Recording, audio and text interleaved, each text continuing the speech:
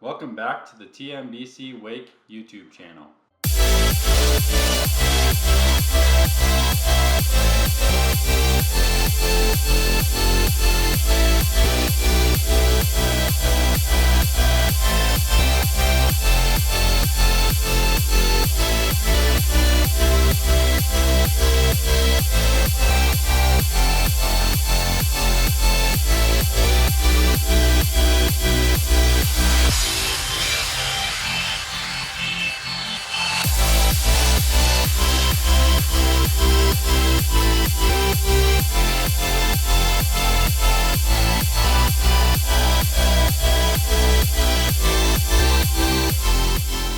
If you haven't entered the Surfboard Giveaway yet, make sure to get over to that video and get yourself entered. I'll put a link right above me, I'll put a link in the description below, and I'll put a link at the end of this video. It's been 1 year since I started that Surfboard Giveaway, so I'm still working towards 1,000 subscribers, almost at 600, so working my way there. The faster we get to 1,000, the sooner somebody gets that surfboard. So keep sharing, and if you haven't subscribed, make sure to do so. If you know somebody who may not be subscribed, ask them to subscribe to my channel, because it could help you win the surfboard. I haven't counted for a little while, but there's only about 50 entries into the drawing currently, so there's a very good chance of winning. Alright, so today's video is episode 3 of my Wakeboat ownership series, and in this episode I'm going to talk a lot about your options for how you might be purchasing or funding the purchase of a wakeboat, and hopefully it helps you to determine how much you should spend on a wakeboat. At the end of this video, I'm going to provide a few updates on what's happening with my channel.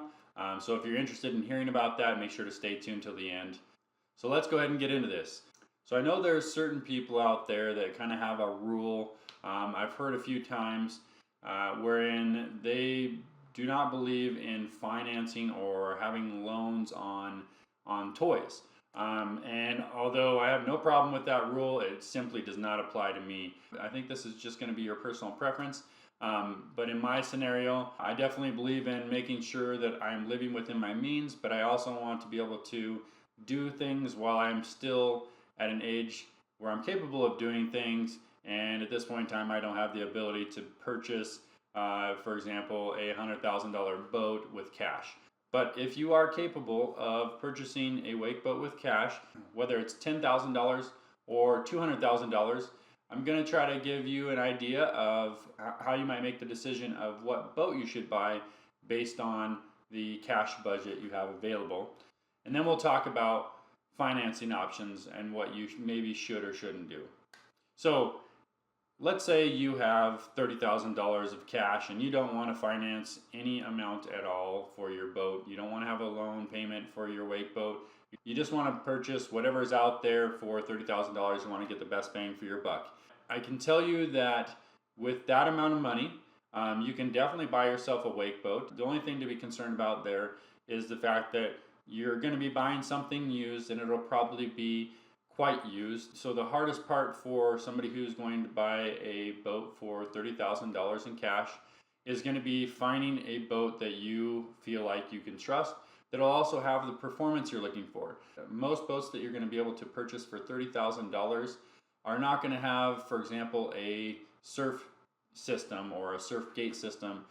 So that means you're likely going to have to buy some sort of device that you attach to the side of the boat, and also add bags for weight, and either lean it or fully weight your boat, and add some sort of attachable or detachable surf tab to the side of your boat. The brand and quality of boat you're going to be able to afford with $30,000 worth of cash is going to range. If you were to be looking at a Mastercraft or a Nautique or a Malibu, then chances are you're going to be looking at older models of boats to be able to purchase with $30,000 worth of cash, and I'm referring to probably mid 2000s or earlier. If you're looking at a Centurion or an MB or something to that effect, a Taiga, you might be able to find something a year or two newer, just because of the price differences at that time. If you're looking for a wake boat for $10,000 worth of cash, chances are you're going to only be able to find mostly ski boats where they have the motor in the center of the boat, and they're referred to as direct drives because the motor goes straight to the, and I guess if I show you across like this, you have the motor here and it's directly driving the propeller back here. Whereas most wake boats these days, which are better for producing wakes and waves, are what's called a V drive. The motor's mounted in the rear, and the transmission goes out like this, and it's a V down to the prop. So so if you only have $10,000 worth of cash, chances are you're only going to be able to afford a direct driven boat or a ski boat. And the reason why I call it a ski boat is because it was designed initially for skiing, which means it's not designed to make big wakes and waves. It's designed to make no wake or wave, which means it's going to be harder to make that boat produce a substantial wake or wave. Now, it doesn't mean you cannot do that. It just means that you may not be as happy with the performance if what you're trying to do is wakeboard or wake surf. And you may be able to find a wake boat, a V-drive wake boat in that price range, but chances are it's going to be very used. If you are somebody who can spend $200,000 worth of cash on a wake boat, then you probably have no concern in the world, and I hope to be you someday. But let's say you have $50,000 worth of cash and you don't mind financing some of the money. So let's say that you want to buy an $80,000 boat and maybe finance $30,000. There's many options out there in that scenario. Some people will put down $50,000 and they'll finance the $30,000 for 5 years. You could finance $30,000 for 10 years. You can even finance that all the way up to 20 years, although in that scenario it may not be what I suggest. So now let's start talking about financing. If you're anything like me, you want to have top performance on your wakes and waves, and what that means is that we're talking anywhere from $100,000 to $200,000 for the purchase of a wake boat, and that typically means you're going to finance at least some of the boat. And there's a lot of people out there that, without knowing, initially think to themselves, if financing, for example, $100,000 on a 5-year loan is going to be a huge payment.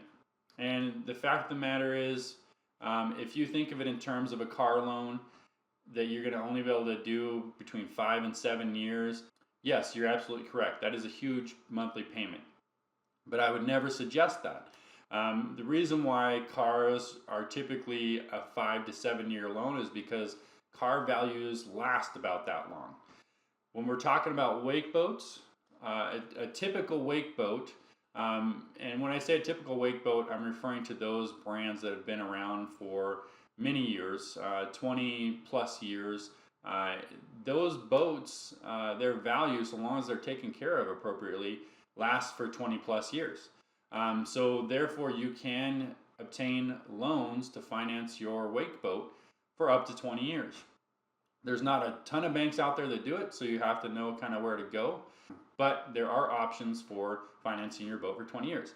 Now, there are several things you may want to consider before doing that, and I'm going to kind of walk you through that. So first of all, you need to be realistic about financing in any situation, and what I mean by that is you want to know your credit score. You always want to know your credit score, because your credit score is the main thing that's going to determine what interest rate you're going to have applied to your loan. And there are several other factors that can be involved, but that is going to be the main one. So what I suggest, and this video is definitely not sponsored, but I use Credit Karma, and I know there are other sites out there, but with Credit Karma I can check my scores weekly and have a really good idea of where my credit score sits. And what I've found is that Credit Karma is fairly reserved. And what I mean by that is that typically Credit Karma will say, for example, 760, but then I'll go in and apply for a loan, and the score that the bank pulls is an 800. So in general, Credit Karma is being a little more reserved, which is good, because that means that the credit score that you know, or that you're going to know going into applying for a loan, should be less than what they're going to pull, and that makes it better for you. So that means that when you're looking at rates, you may be undershooting. And not all banks share their rates per different credit score, but just keep in mind that generally banks have different tiers of credit scores, where they give certain rates. An example of that might be if the current rate for the best credit score, let's say 800 plus credit score today, is a 4%. Well, if you have a 700, that may mean that you would get a 6%. So just keep that in mind and be realistic about it. So that being said, let's take into consideration a 5-year loan. And what I like to do to always have an idea of where I'm sitting before I go and apply for a loan is I like to use Microsoft Excel. I'll just do a new spreadsheet and I'll look up amortization, and they will have a loan amortization template you can use. And this template allows you to play with numbers. So let's take, for example, and we'll use the same example for the rest of my conversation on financing. So let's use a $100,000 boat. Let's say you're going to buy a $100,000 boat. And in most cases, when you want to finance a boat, you'll need at least 10% down. So what we're going to do is we're going to calculate as if we're only putting 10% down. Obviously, you can change things. You can play with numbers. And sometimes you'll get a better rate if you put more down. So those things can factor in. But let's just take, for example, we're going to finance $90,000 because we're going to buy a $100,000 boat. And then what I'll do is I'm going to take a look at the current rate on sxcredit.com, because that's actually where I financed my current boat through. It's a Bank of the West company. And what's nice about them is that they show their rates right online. And for 20-year loans, they're one of the only companies that I know that does this. And again, I'm not sponsored by Bank of the West at all. I simply want to be upfront with you about how I know what I'm discussing. So you can see that if I'm financing $75,000 to $99,999 for up to 240 months, that's 4.89%. We're going to start off with figuring it out for 5 years, okay? So you can see that their 5-year rate, or 48 to 60 months, is 4.39%. So now I'm going to plug that into my template. The next thing it asks is what the period is in years. So in this case, we're going to do 5 years. So I'm going to put 5 there. And then how many payments per year? That's just 12, so 12 months. And then start date of loan. This really isn't a big deal. I usually just put whatever the start of the next month is. So in this case, I'm going to put 2/1/20. Okay. And what it does is it actually lays out the entire schedule. It shows you what your monthly payment would be, and then it shows you how much interest you're going to end up paying in the end if you paid exactly how it's laid out. I could actually put in that I'm going to pay an extra $100 per month, and then that would change things. And I actually have the ability to come down here and I could put in that, well, I'm going to pay $1,000 at the end of the year, and then maybe I'll do that again later on. And what that does is it just adjusts everything beyond that. Okay, so you can see that for a 5-year loan on $90,000 would be almost $1,700 a month. That's going to be a lot of money for anybody, especially when you're talking about financing a toy that you know, in some cases, for example, a lot of people in the Northwest where I live are not going to want to spend that much money per month on something they only use for 3 months out of the year. But a 5-year loan is not something I would probably use on $90,000. That all depends on you and your situation. I'd probably only ever use a 5-year loan if I was putting down, let's say, $50,000 or $60,000, and then I wanted to finance the rest of it. So maybe let's say that I was going to put down $60,000. So that means that I'm only financing $40,000. And then for 5 years, I'm paying almost $750 a month. Okay, so the bad part of a 5-year loan is obviously the monthly payment is much larger. The good part about a 5-year loan is the fact that you're going to have your boat paid off pretty quickly, and it's going to hold its value very strong for a lot of years beyond that. So if you can handle a 5-year loan on whatever you're financing, it's obviously going to be the best case scenario. But again, for me, that wasn't the best case scenario because I'm not in a position to put down $60,000 or $50,000. I'm generally only be able to put down $10,000. So now let's talk about a 10-year loan. I actually think a 10-year loan is a pretty great scenario for boats and RVs in general. And the reason why I say boats and RVs in general is because a boat and or an RV, if it's not a wake boat, or a particular level of an RV, then generally it's not going to hold its value for 20 years. It's going to be around 10-ish years.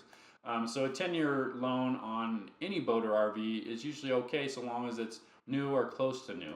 The great thing about using a 10-year loan on a wake boat is the fact that it's going to be a lower payment and you're going to have pretty good equity right away.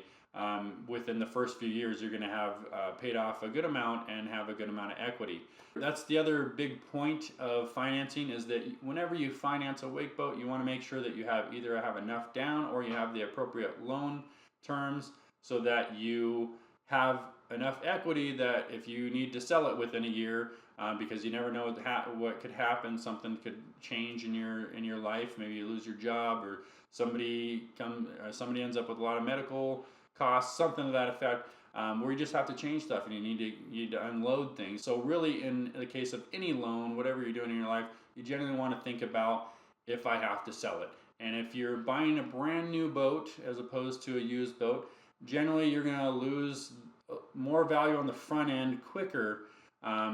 So you need to take that into consideration and either have more down, or make sure you have terms such as a 5-year or something less than a 10-year, so that you're collecting enough equity while you're paying it, so that if you needed to turn around and sell it right away, you should be able to do that without being upside down in your loan. Or if you're not familiar with what upside down means, that would mean that you have to sell your boat for less than what you owe on it.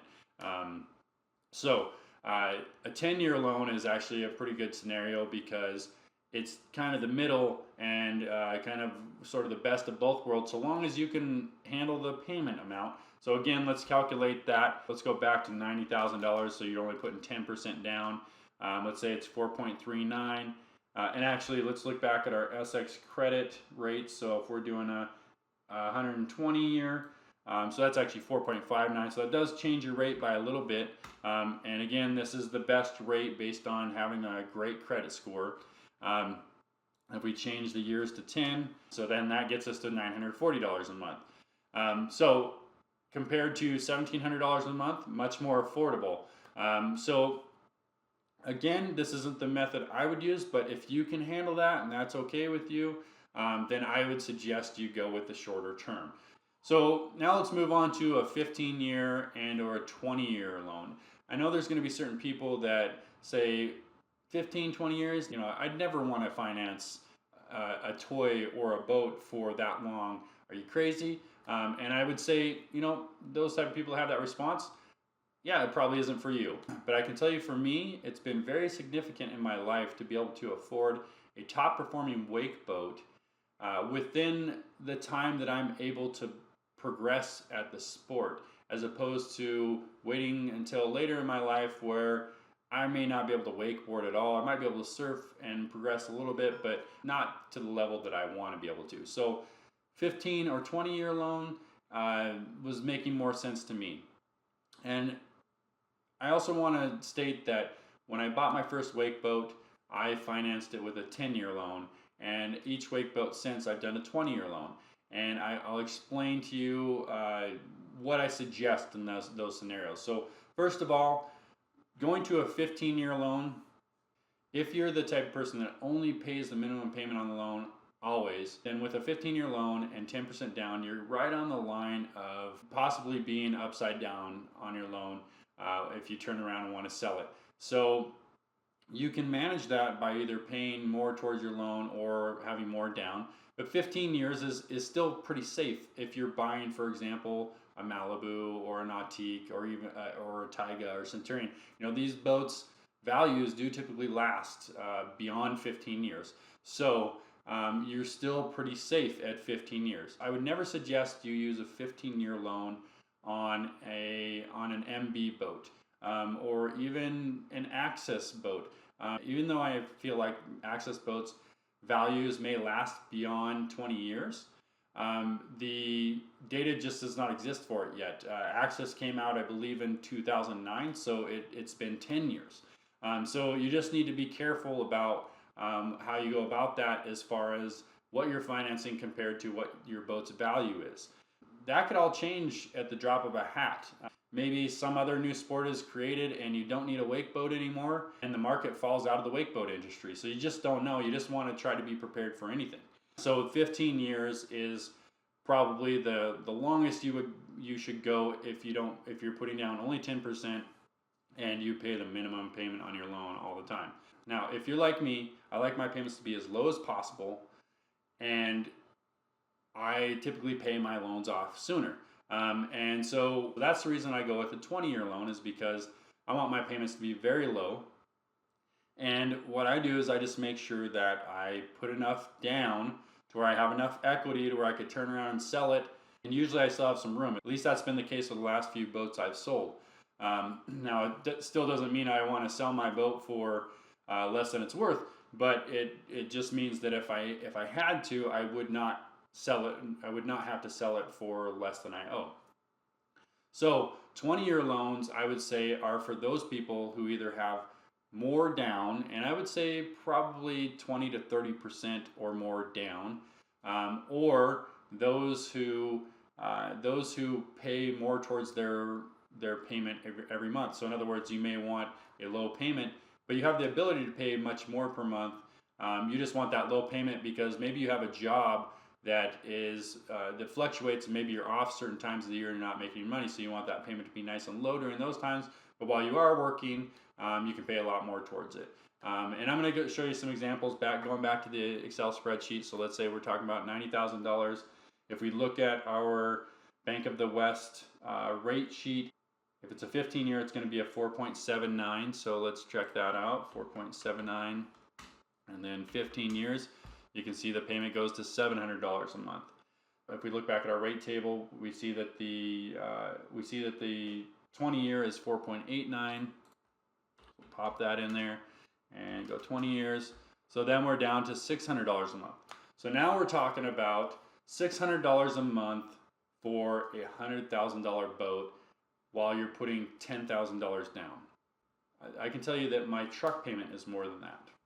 Okay, so again, this is going to be based on preference. So that's totally up to you, what you feel comfortable with, what you can afford. But obviously, working with this template and plugging in numbers is going to help you to understand what you can afford.